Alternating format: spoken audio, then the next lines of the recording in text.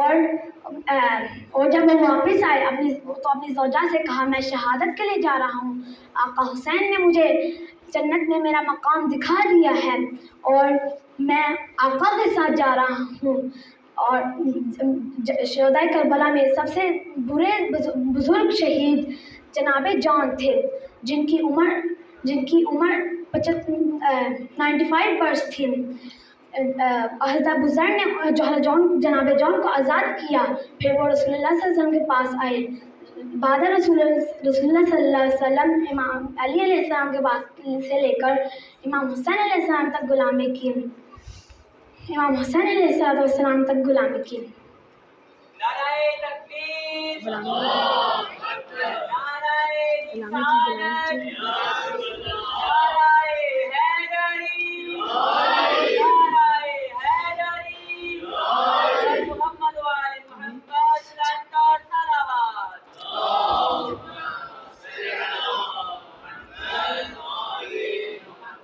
روز عاشور امام حسین علیہ السلام نے کہا جان تم سب سے بزرگ ہو، جانا چاہتے ہو تو چلے جاؤ، تم نے غلامی کا حق ادا کر دیا ہے، جناب جان نے کہا نہیں، اس زندگی کا کیا فائدہ جو آپ پر قربان نہ ہو۔ بالآخر 71 شہدائے کربلا کے بعد ہمارے پیاسے زخمی اور مظلوم امام کو بے دردی سے شہید کر دیا گیا۔ الا لعنت اللہ القوم الظالمین۔ خداوند عالم سے درخواست دعا گو ہیں کہ ہمیں مظلوم کربلا کے صدقے ہماری اس عزاداری کو اپنی بارگاہ میں قبول فرمائیں۔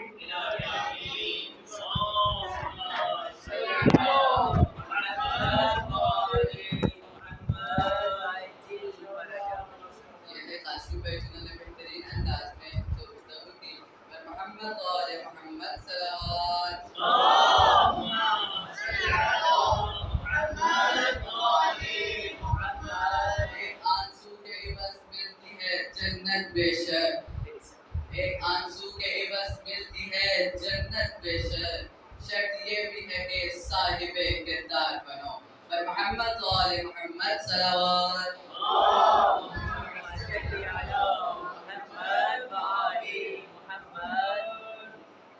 میں ملتمس ہوں زریعہ حسن سے کہ وہ آئیں اور مسائل اہل بیت بیان کریں۔ پر محمد و آل محمد صلوات۔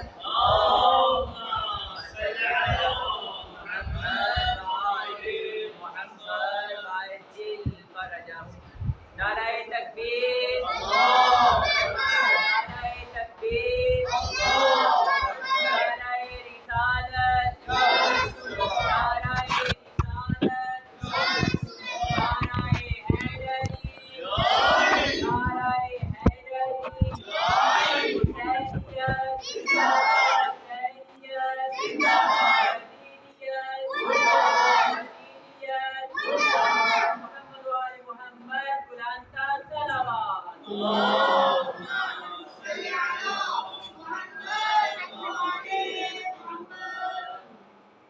اعوذ باللہ من الشیطان الرجیم، بسم اللہ الرحمن الرحیم، وبہ نستعین وهو خیر معین، رب اشرح لی صدری ویسر لی امری واحلل عقدۃ من لسانی یفقہوا قولی۔ صلوات۔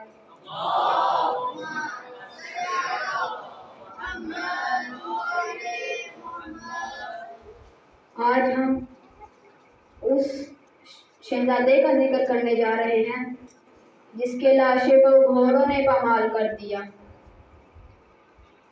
جب امام حسن کو زہر دیا گیا تو بار بار اٹھائی آتی تھی جس میں کلیجے کے ٹکڑے آتے تھے، تو بار بار امام حسن امام حسین سے کہتے کہ بھیا مجھے لٹا دیجئے، میرے سینے میں بڑا درد ہے۔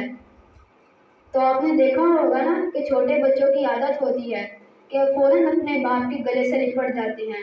تو ایک مرتبہ شہزادہ قاسم آئے اور امام حسن مصطفیٰ کے گلے سے لپٹ گئے۔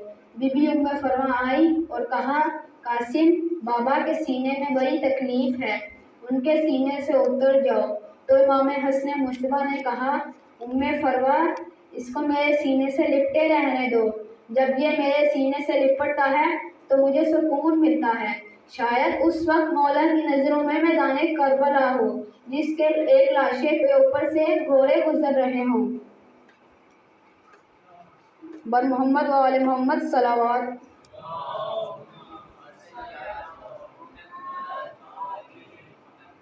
میں یہاں پہ یہ کہنا چاہوں گا کہ جب بھی چھوٹے نوجوان بھائی یہ سبیل پہ جائیں تو اس سے پہلے شہزادہ قاسم کو سلام پڑھیں، اے عزیز حسن آپ پر سلام۔ بس جب امام حسن کا آخری وقت تھا تو فروا کو بلایا اور کہا کہ جب بھی میرے بیٹے شہزادہ قاسم پہ مصائب آئیں تو اسے ایک تعویذ دے دینا، اس میں حل لکھا ہوگا۔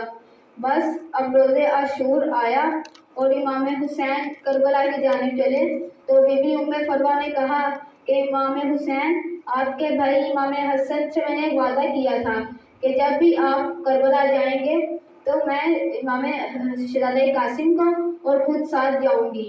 تو امام حسین نے کہا کہ ٹھیک ہے آپ میرے ساتھ چلیے۔ بس اب روز عاشور آیا، امام حسین شہداء کی فہرست پڑھ رہے تھے، اس میں انہوں نے سب کو بتایا کہ آپ بھی شہید ہوں گے، آپ بھی شہید ہوں گے۔ بس پھر شہزادہ قاسم 13 برس کے تھے، انتظار کر رہے تھے کہ چچا حسین میرا نام بھی لیں۔ تو اٹھ کھڑے ہوئے اور چچا حسین کے پاس گئے اور کہا چچا حسین کیا میرا نام نہیں ہے شہداء کی فہرست میں؟ تو چچا حسین بولے کہ موت آپ کے نزدیک کیا حیثیت رکھتی ہے؟ تو شہزادہ قاسم بولے اگر آپ پہ قربان ہونے کا نام موت ہے تو موت میرے لیے شہد سے بھی زیادہ میٹھی ہے۔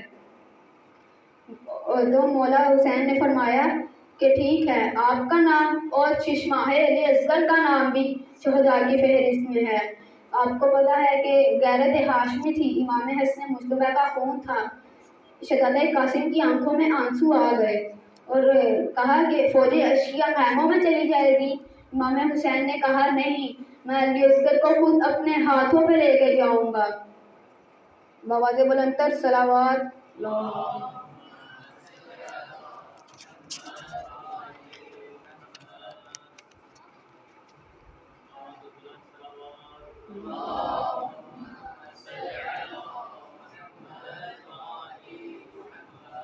بس 10 محرم کا دن آیا۔ اب سب لوگ اپنی آنکھوں میں میدان کربلا لائیں جہاں ایک بھوکا پیاسا شہزادہ ہو۔ جناب قاسم نے کہا چچا مجھے اجازت دیجیے، میں بھی شہادت کے لیے جانا چاہتا ہوں۔ امام حسین نے کہا کہ نہیں، آپ میرے بھائی کی آخری نشانی ہیں، جب بھی مجھے امام حسن کی یاد آتی ہے میں آپ کو دیکھ لیتا ہوں۔ لیکن امام حسین نے شہزادہ قاسم کو جنگ کی اجازت نہیں دی تو شہزادہ قاسم خیموں کے پیچھے جا کر رونے لگے۔ تو بی بی فروا نے کہا بی بی زینب مجھے میرے قاسم کی آواز آ رہی ہے۔ تو بی بی نے خیمے کا پردہ اٹھا کر دیکھا تو ایک بچہ پیشانی گھٹنوں پہ رکھ کر رو رہا تھا۔ بی بی فروا نے کہا قاسم کیا بات ہے، کیوں رو رہے ہو؟ شہزادہ قاسم بولے کہ چچا حسین مجھے جنگ کی اجازت نہیں دے رہے۔ تو ان کی ماما جناب فروا نے کہا کہ تمہارے بابا نے کہا تھا کہ جب تم پر مصائب ہوں تو یہ تعویذ کھول کر پڑھ لینا، اس میں حل لکھا ہوگا۔ بس شہزادہ قاسم نے تعویذ کھولا، اس میں لکھا تھا یا قاسم جب آپ اپنے چچا کو تنہائی کے عالم میں، مظلومیت کے عالم میں، غربت کے عالم میں دیکھیں تو اپنے چچا پر جان فدا کر دینا۔ بس یہ سننا تھا کہ شہزادہ قاسم نے تعویذ پکڑا اور بھاگتے ہوئے مولا حسین کے پاس گئے اور کہا کہ چچا حسین اب آپ مجھے جنگ کی اجازت دینے سے نہیں روک سکتے۔ بس امام حسین نے وہ تعویذ دیکھا، اس کو پڑھا اور کہا کہ اب میں تمہیں جنگ کی اجازت دے سکتا ہوں۔ بس امام حسین نے شہزادہ قاسم کو خود سوار کیا اور بس میدان کربلا پہنچے۔ یزید نے پہلوانوں کو بھیجا کہ جاؤ اس کو ختم کر دو، لیکن جب دیکھا کہ شہزادہ قاسم پہلوانوں کو مار رہے ہیں تو یزید نے کہا کہ ساری فوج حملہ کرے۔ جب ساری فوج نے حملہ کیا تو کسی ملعون نے شہزادہ قاسم کے سر پر گرز مارا، جس کی وجہ سے شہزادہ قاسم گھوڑے سے گر پڑے۔ تو شہزادہ قاسم نے امام حسین کو آواز دی اور کہا کہ چچا میں گھوڑے سے گر رہا ہوں, مجھے بچا لیجیے. چچا مولا حسین بہت تیزی سے بھاگے. آپ کو پتہ ہے جنگ کا عالم تھا, سارے لوگ اپنے گھوڑوں پہ بھاگ رہے تھے. شہزادہ قاسم گرے ہوئے تھے, بچہ تڑپ رہا تھا. گھوڑے لاشیں نے محمد وال محمد صلوات.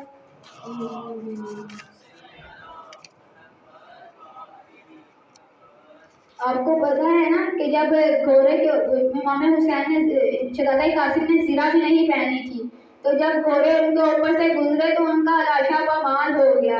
جب امام حسین شہزادہ قاسم کے پاس پہنچے تو شہزادہ قاسم نے کہا کہ تم نے بلایا اور میں آ گیا, لیکن جب میں پہنچا تو تمہارا لاشا پامال ہو چکا تھا. وَسَيَعْلَمُ الَّذِينَ ظَلَمُوا عَنْ يَنقَلِبُونَ.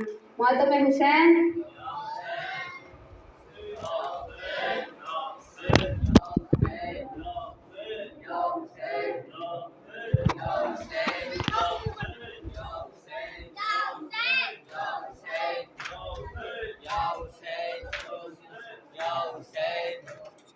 Ya Hussein,